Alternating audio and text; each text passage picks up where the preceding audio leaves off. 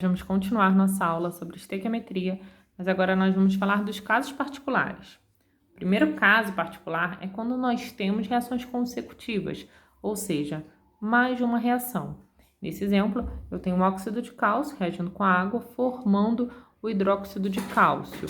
Posteriormente, o hidróxido de cálcio reage com sulfato de alumínio, formando hidróxido de alumínio e sulfato de cálcio.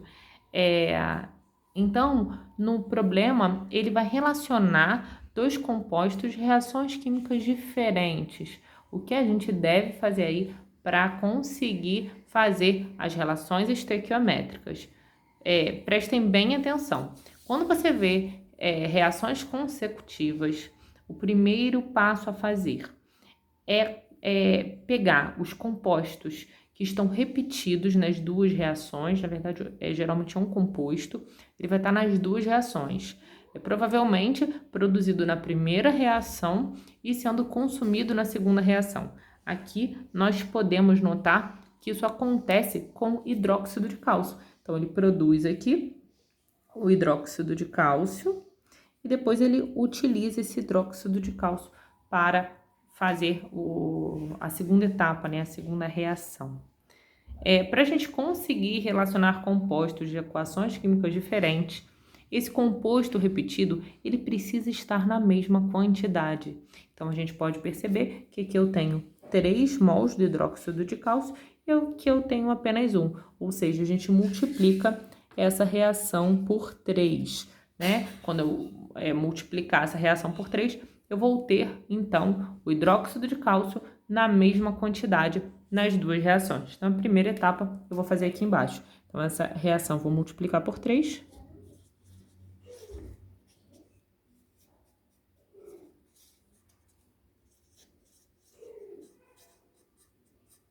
A segunda reação eu vou repetir. Eu gosto de botar essas reações próximas, acho que fica mais claro na hora de fazer toda a estequiometria.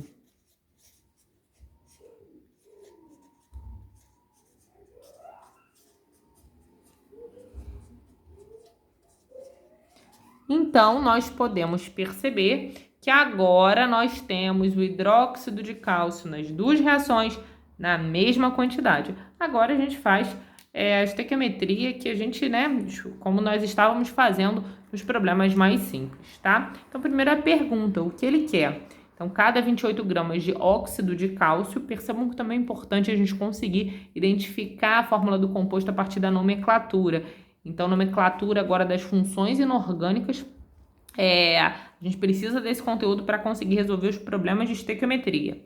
Então, cada 28 gramas de óxido de cálcio originarão qual massa de sulfato de cálcio? Então, ele quer saber a massa de sulfato de cálcio. Então, vou colocar aqui X gramas do sulfato de cálcio, CaSO4, tá? Então, ele quer saber qual é a massa de sulfato de cálcio. E ele quer saber essa massa quando nós temos o quê?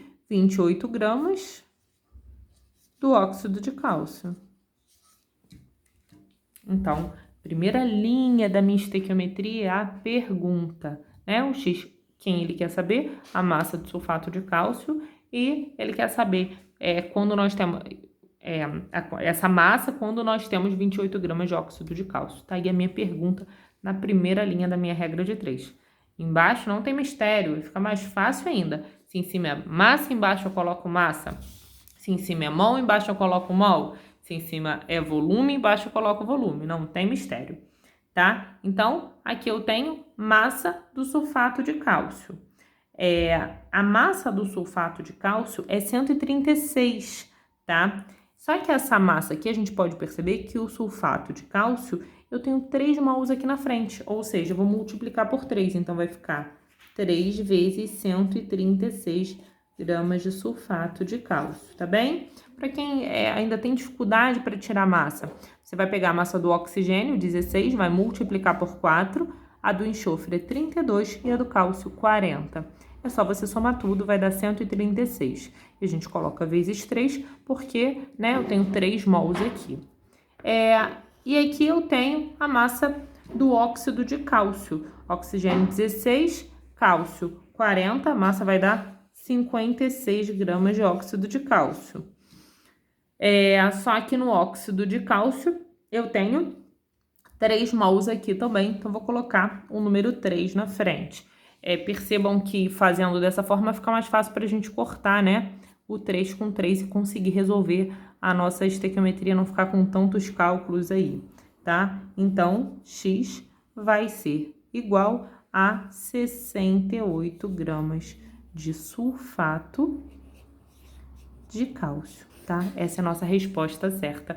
Caso particular de estequiometria sobre reações consecutivas, tá bem? Então, não esqueçam, quando você tem mais de uma reação, o composto, né, que se repete, ele precisa estar na mesma quantidade. Esse é o detalhe que a gente precisa acertar para conseguir fazer esse caso de estequiometria.